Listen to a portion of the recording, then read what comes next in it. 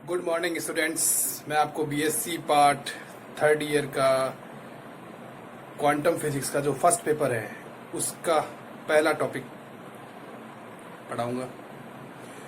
तो उसका नाम है कृष्णिका विकिरण और कृष्णिका विकिरण ऊर्जा स्पेक्ट्रम। उसकी कुछ विशेषताएं हैं, उसके बारे में आपको अध्ययन कराऊंगा। तो सबसे पहले उस विकिरण के नियम से ही क्वांटम फिजिक्स का डेवलपमेंट हुआ था और क्वांटम फिजिक्स की खोज क्यों की गई, उसका डेवलपमेंट क्यों आवश्यक हुआ, वो मैं आपको बताता हूँ। सबसे पहले 1900 तक जो फिजिक्स हमें ज्ञात थी उसे हम कहते हैं क्लासिकल फिजिक्स। उस समय तक जो मौसम बदलना है, वर्षा होना है, हमारा चलना है, कार की गति है, ट्रेन की गति है, वायुयान की गति है, न्यूटन की गति के नियम हैं, कुछ भी घटनाओं से संबंधित जो भी प्रॉब्लम को सॉल्व किया जाता था क्लासिकल फिजिक्स को उससे सॉल्व किया जाता था। क्लासिकल फिजिक्स ही उसमें हमें पूरी तरह से हम क्लासिकल फिजिक्स पर ही डिपेंड थे। चिरसम्मत भौतिकी जिसको हिंदी में कहते हैं। और विल्सन विकिरणों के लिए जो मैक्सवेल समीकरणों का उपयोग किया जाता था। तो यही चीज, इतना ही फिजिक्स उस समय डेवलप था। तो 1900 के लास्ट में और 1900 से 20 की शताब्दी जो ईयर चालू हुआ, 19वीं शताब्दी के बाद शुरू में पूर्वार्ध में हमें क्वांटम फिजिक्स के बारे में जानकारी मिली। वो कैसे मिली कि जो चिरसम्मत फिजिक्स है, जो क्लासिकल फिजिक्स है, वो कई जगह फेल हो गई। उसका उपयोग कई जगह सही साबित नहीं हो रहा था। कई प्रयोगों में, जैसे रमन का इफेक्ट है, प्रकाश विद्युत प्रभाव है, रमन का इफेक्ट, प्रकाश विद्युत प्रभाव, कॉम्पटन इफेक्ट, कृष्णिका विकिरण, ऊर्जा वितरण वक्र, इनकी व्याख्या के लिए क्लासिकल फिजिक्स के रिजल्ट्स सही साबित नहीं हुए। तो हमें एक नए फिजिक्स की आवश्यकता हुई। तो 1900 में मैक्स प्लांक ने इस क्वांटम फिजिक्स के सिद्धांत को दिया। उससे पहले चिरसम्मत सिद्धांत पर कृष्णिका विकिरण ऊर्जा वक्र को समझाने के लिए प्रयास किए गए। विन का नियम, रेले जीन्स का नियम, उन्होंने कृष्णिका ऊर्जा वितरण वक्र की व्याख्या तो की, परंतु संपूर्ण वक्र की व्याख्या वो विन और रेले जीन्स का नियम नहीं कर पाए। फिर मैक्स प्लांक ने 1900 में ये बताया कि कृष्णिका विकिरण में जो कृष्णिका होती है, जो ब्लैक बॉडी होती है, अभी मैं आपको कृष्णिका के बारे में पूरा समझाऊंगा। कृष्णिका की जो होती है, जो ब्लैक बॉडी, उसमें जो परमाणु होते हैं जिसे ऑसिलेटर्स कहते हैं, क्योंकि वो विद्युत की विकिरणों का अवशोषण करते हैं, उत्सर्जन करते हैं, तो ऑसिलेशन करते हुए करते हैं, तो उनको ऑसिलेटर्स बोलते हैं। तो उनकी जो ऊर्जा होती है वो एक निश्चित मात्रा, मतलब जो परमाणु होते हैं उस कृष्णिका के भीतर की दीवार में ऑसिलेटर्स होते हैं, उनकी ऊर्जा का अवशोषण और उत्सर्जन एक निश्चित मात्रा के पूर्ण गुणज के रूप में होता है। जैसे ऊर्जा को अगर E माने और निश्चित मात्रा को h न्यू माने तो इसका पूर्ण गुणज n होता है। यहाँ n क्या है? ये पूर्णांक है, इंटीजर, और h क्या है? ये प्लांक कांस्टेंट है। इसका मान होता है 6.62 इंटू 10⁻32 जूल सेकेंड। और न्यू क्या है? आवर्ती, फ्रीक्वेंसी। ये क्वांटम का सिद्धांत आया, इसे मैक्स प्लांक ने दिया था, और इसी सिद्धांत पर क्वांटम फिजिक्स का डेवलपमेंट हुआ। और इससे मालूम पड़ा कि जो ऊर्जा विकिरण है वो क्वांटीकृत होता है, एक निश्चित मात्रा का पूर्ण गुणज होता है। निश्चित मात्रा h नहीं होती है, निश्चित मात्रा का पूर्ण गुणज होता है। इस सिद्धांत के आधार पर कृष्णिका विकिरण वर्णक्रम की व्याख्या की जा सकी। रमन प्रभाव, कॉम्पटन प्रभाव, प्रकाश विद्युत प्रभाव, इनको भी अच्छी तरह से समझाया जा सका। ठोसों की विशेष ऊष्माओं का प्रयोग भी समझाया जा सका। तो ये सब चिरसमर सिद्धांत के फेलर होने से हमें फिर क्वांटम सिद्धांत की आवश्यकता हुई, क्वांटम फिजिक्स डेवलप हुई और इसके अनुसार हमें क्वांटम का सिद्धांत मिला, जिससे क्वांटम फिजिक्स का डेवलपमेंट हुआ। सबसे पहले क्वांटम फिजिक्स के सिद्धांत का जो एक्सपेरिमेंटल यूज है वो कृष्णिका विकिरण वाले प्रयोग में किया गया। तो हम इसी को पढ़ेंगे। सबसे पहले लेते हैं कृष्णिका। कृष्णिका क्या होती है?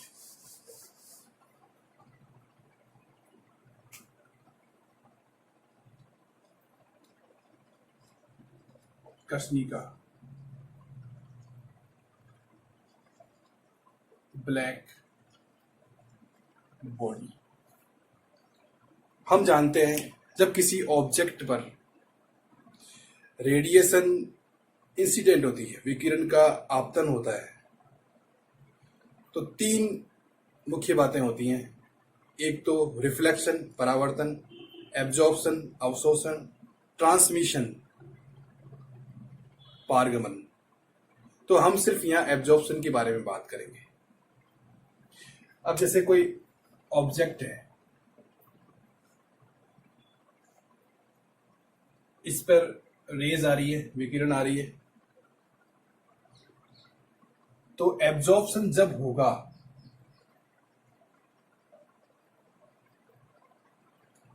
तो यहां हाई टेम्परेचर होगा और यहां लो टेम्परेचर होगा, तभी एब्जॉर्प्शन होगा।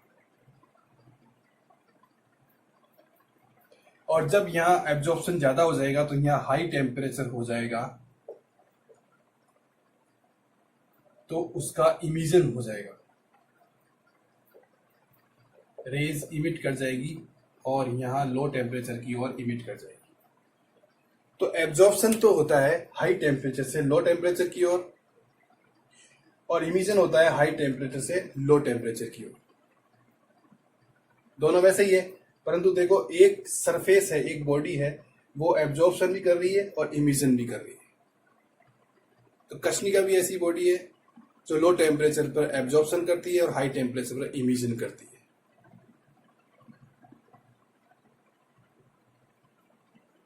कृष्णिका को ब्लैक बॉडी इसलिए कहते हैं क्योंकि जो कार्बन ब्लैक है, जो हमारा काजल होता है, वो भी एक कृष्णिका का उदाहरण है।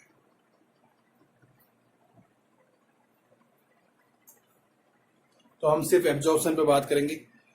तो इस प्रकार से एक क्वार्टर लेते हैं हम।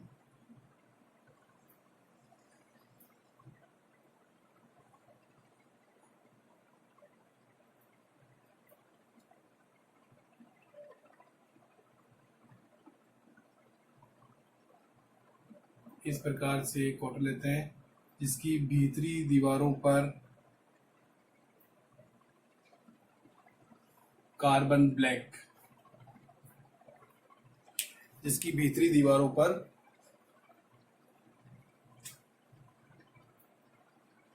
कार्बन ब्लैक लगा हुआ है। इसमें कहीं सन रेज आती है, इलेक्ट्रोमैग्नेटिक वेव्स, और प्रवेश करती है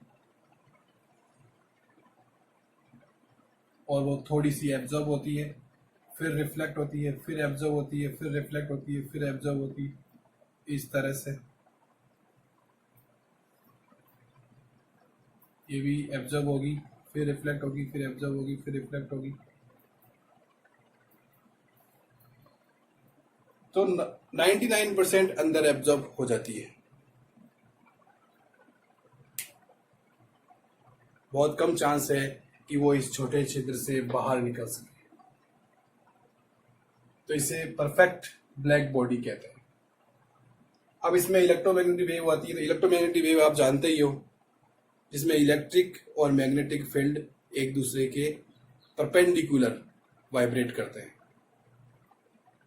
और उस इलेक्ट्रोमैग्नेटिक वेव की वेलोसिटी होती है 1/μ0 एप्सिलॉन नॉट का अंडर रूट। म्यू नॉट क्या होता है? निर्वात की चुंबकीय पारगम्यता, मैग्नेटिक परमिएबिलिटी ऑफ वैक्यूम। मतलब निर्वात में से चुंबक का क्षेत्र कितना गुजर सकता है, उसकी क्षमता, मैग्नेटिक परमेबिलिटी। और एप्सिलॉन नॉट होता है निर्वात की परमिटिविटी, निर्वात की विद्युतशीलता। यह आपने पढ़ा ही है पहले 11th-12th में। तो ये वेलोसिटी होती है इलेक्ट्रोमैग्नेटिक वेव की। और इलेक्ट्रोमैग्नेटिक वेव का जो स्ट्रक्चर होता है वो इस प्रकार से होता है।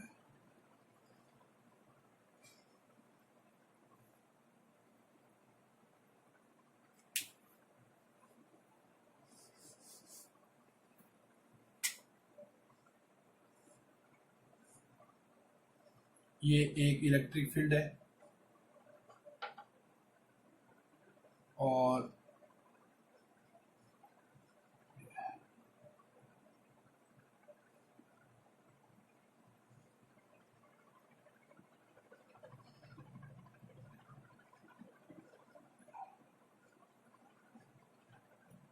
ये मैग्नेटिक फील्ड है।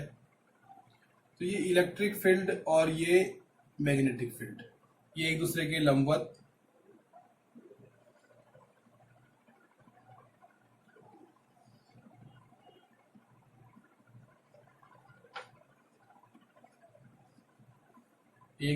लंबवत वाइब्रेट करते हैं। और जो इलेक्ट्रोमैग्नेटिक रेडिएशन का जो प्रोपेगेशन डायरेक्शन होता है वो इन दोनों के लंबवत होता है और दोनों के कटार बिंदु से होकर जाता है। तो ये तो मैंने बताया है कि इलेक्ट्रोमैग्नेटिक वेव क्या होती है, आप जानते ही हो इतना। तो अपने बात कर रहे थे कृष्णिका की। तो कृष्णिका वो होती है ब्लैक बॉडी जो सभी प्रकार की तरंग दैर्ध्यों का अवशोषण कर लेती है, जिसका अवशोषण गुणांक 1 होता है। अवशोषण गुणांक मतलब एब्जॉर्प्शन कोफिशिएंट, ए से रिप्रेजेंट करते हैं इसको। तो इसमें ऊपर जो आएगा एक अनुपात होता है। ये पहले तो आता है रेडिएशन एब्जॉर्ब्ड मतलब अवशोषित विकिरण, और नीचे आता है टोटल इंसिडेंट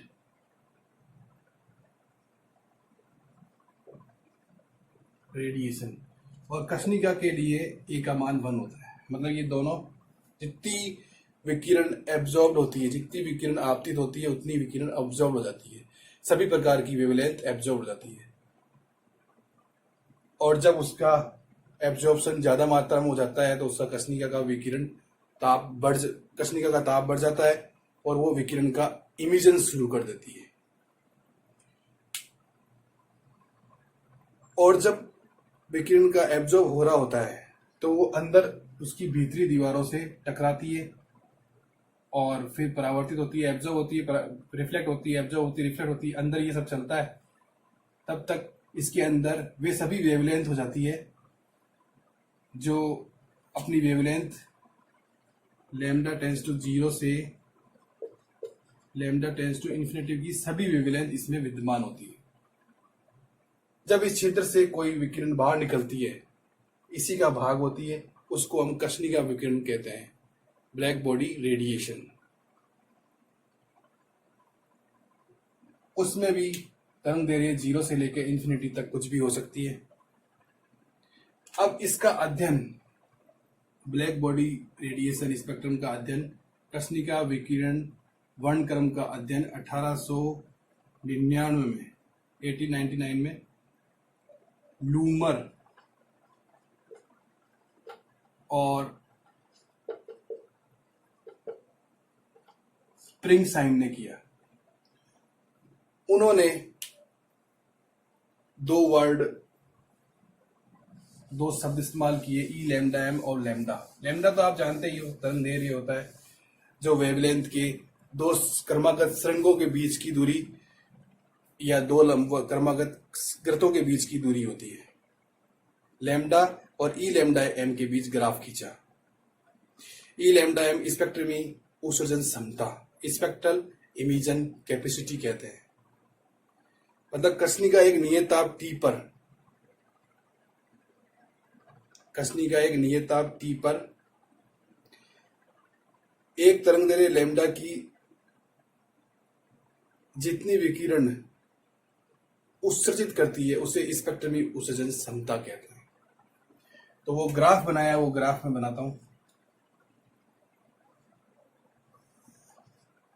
यहां तो तरंगदैर्घ्य लिया लैम्डा एक्स एक्स पर, और यहां ई लैम्डा स्पेक्ट्रमी उत्सर्जन क्षमता।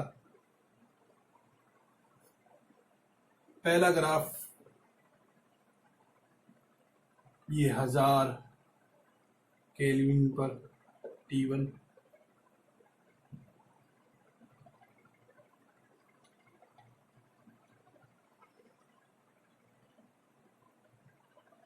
ये 1500 केल्विन पर T2,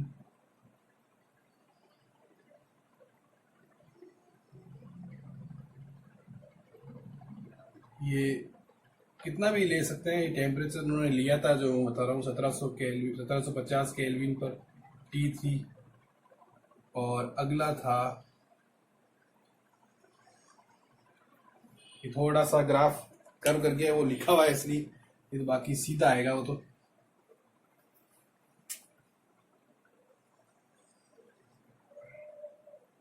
ये 2000 केल्विन T4,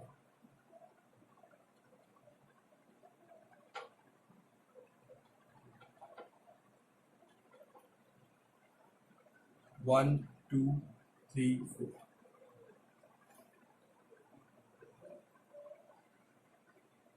ये जो आता है ये ई लैम्डा एम है, और ये सब जो है ये लैम्डा एम है। मैक्सिमम तरंगदैर्घ्य, मैक्सिमम स्पेक्ट्रम उत्सर्जन क्षमता, स्पेक्ट्रल इमिशन कैपेसिटी। तो लूमर और प्रिंगसहाइम ने 1899 में ई लैम्डा एम और लैम्डा में ग्राफ खींचा, स्पेक्ट्रम उत्सर्जन क्षमता और तरंगदैर्घ्य में कृष्णिका के लिए ग्राफ खींचा। इस ग्राफ की कुछ विशेषताएं हैं, वो आपसे मैं डिस्कस करता हूं। पहली तो है कि ये ऊर्जा वर्णक्रम सतत प्राप्त होता है, कंटिन्यूअस प्राप्त होता है, मतलब ये विच्छिन्न नहीं होता, ये कंटिन्यूअस प्राप्त होता है, लगातार चलता होगा। और प्रत्येक तरंगदैर्घ्य के मान के लिए विकिरण ऊर्जा की मात्रा प्राप्त होती है। ये पहला पॉइंट है। दूसरा पॉइंट है कि जैसे जैसे टेम्परेचर बढ़ता है वैसे वैसे विकिरण ऊर्जा की मात्रा का मान भी बढ़ता जाता है। तीसरा पॉइंट, हम तरंगदैर्घ्य लैम्डा का मान बढ़ाते हैं और टेम्परेचर का मान भी बढ़ाते हैं। तो पहले हम ये देखते हैं कि तरंगदैर्घ्य का लैम्डा का मान जब बढ़ाते हैं तो ई लैम्डा का मान पहले बढ़ता है फिर घटता है। लैम्डा एम पर ई लैम्डा एम अधिकतम मान प्राप्त होता है। ये तीसरा पॉइंट। चौथा पॉइंट है, फोर्थ पॉइंट, कि जैसे जैसे टेम्परेचर का मान बढ़ता है वैसे वैसे जैसे जैसे टेम्परेचर का मान बढ़ता है वैसे वैसे अधिकतम स्पेक्ट्रमी उत्सर्जन क्षमता ई लैम्डा एम का मान लघु तरंगदैर्घ्य की ओर विस्थापित होता है। जैसे जैसे टेम्परेचर बढ़ रहा है ई लैम्डा एम का मान लघु तरंगदैर्घ्य की ओर विस्थापित होता है। तो जो अधिकतम स्पेक्ट्रमी उत्सर्जन क्षमता है वो कृष्णिका के परम ताप के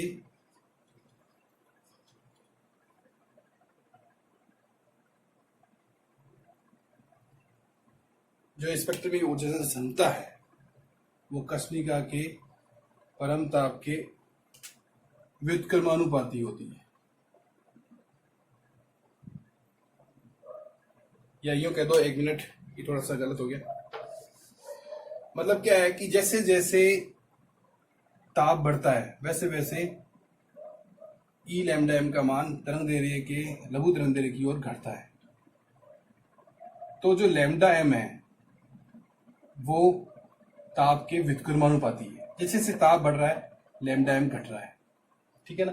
जैसे जैसे टेम्परेचर बढ़ रहा है, जैसे 1000 केल्विन, 1500 केल्विन, 1750 टेम्परेचर बढ़ रहा है, वैसे वैसे लैम्डा एम का 1 पे था, फिर 2 पे था, फिर 3 पे था, फिर 4 पे था, तो लैम्डा एम कम हो रहा है। तो जो लैम्डा एम होता है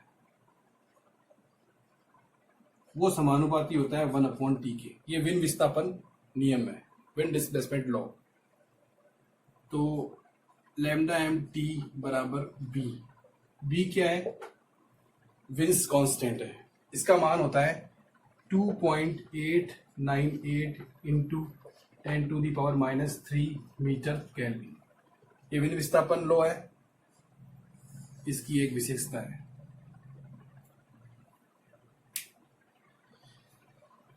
अब इसमें अगला पॉइंट आता है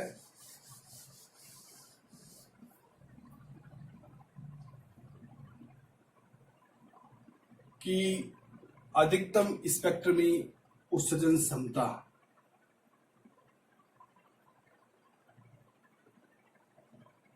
ई लैम्डा एम का मान ताप के पंचम घात के समानुपाती होता है। ये भी एक नियम इसमें मिलता है। और इसके बाद में एक लॉ और है, वो है स्टीफन का लॉ कि वर्णक्रम कृष्णिका ऊर्जा वितरण वक्र, कृष्णिका ऊर्जा वितरण वक्र और लैम्डा एक्सिस के बीच जो क्षेत्रफल होता है उसे कुल उत्सर्जन क्षमता कहते हैं, टोटल इमिशन कैपेसिटी, ई।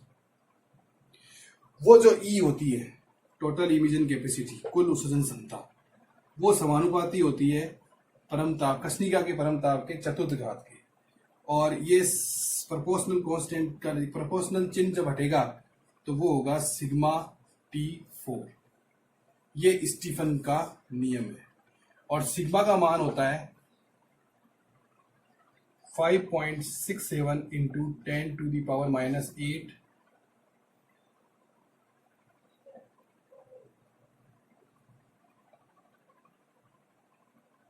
वाट मीटर स्क्वायर केल्विन फोर। ये इसका मात्रक होता है, ठीक है ना। तो इसमें हमारे पास 3 नियम आए।